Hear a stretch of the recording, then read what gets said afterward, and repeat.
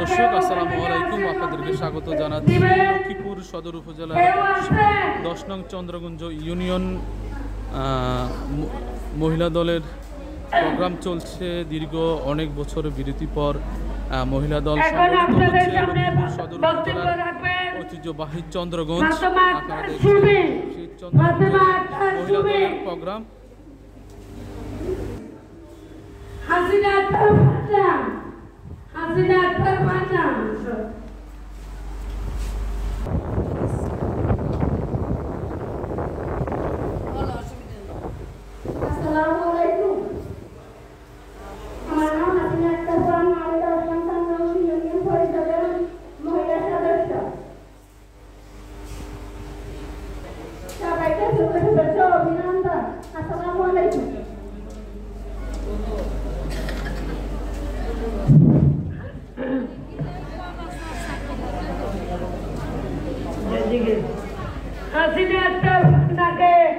ধন্যবাদ জানাই। আজকে এই প্রোগ্রামের স্টেজের সামনে যে দাঁড়িয়ে বক্তব্য রাখবেন মুস্তার আক্তার বান্না।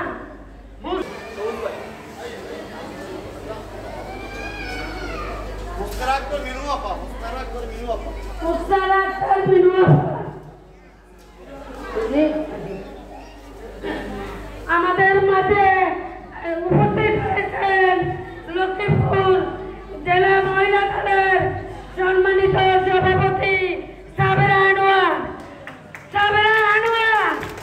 আমাদের মাঝে উপস্থিত হয়েছেন লক্ষ্মীপুর জেলা মহিলা দলের সাধারণ সম্পাদক ফাতেমা আক্তার সুমি।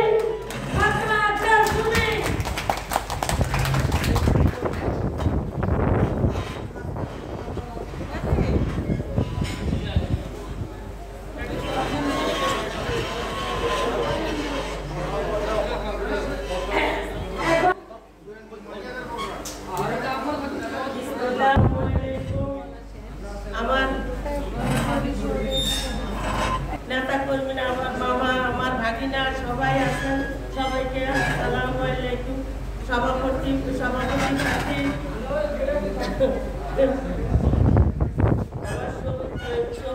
ভাগিনা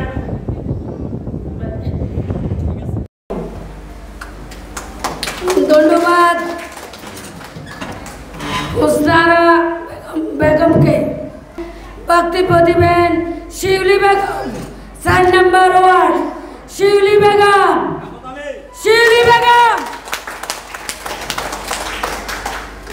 আসসালামু আলাইকুম। আমি চন্দ্রগঞ্জ ইউনিয়ন 4 নম্বর ওয়ার্ড থেকে বলছি। যুব দলের কাউন্সিলরের স্ত্রী।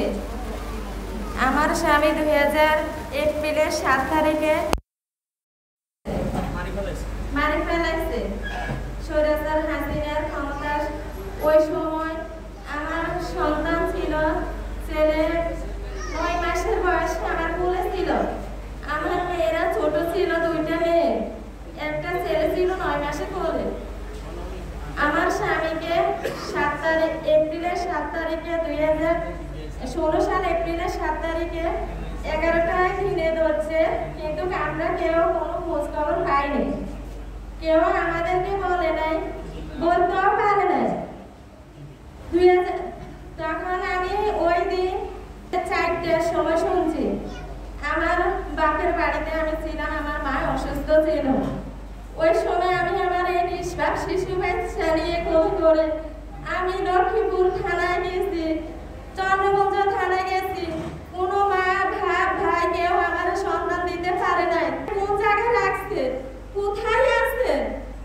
আমি আমার স্বামীর জন্য আমার এই নিষ্পাপ সন্তান শিশু বাচ্চা করে নিয়ে বুকে করে আমার শাশুড়ি মা, তাকে নিয়ে আমি অনেক জায়গায় খোঁজ করছি, কেউ আমার কোনো খোঁজ খবর দিতে পারে নাই।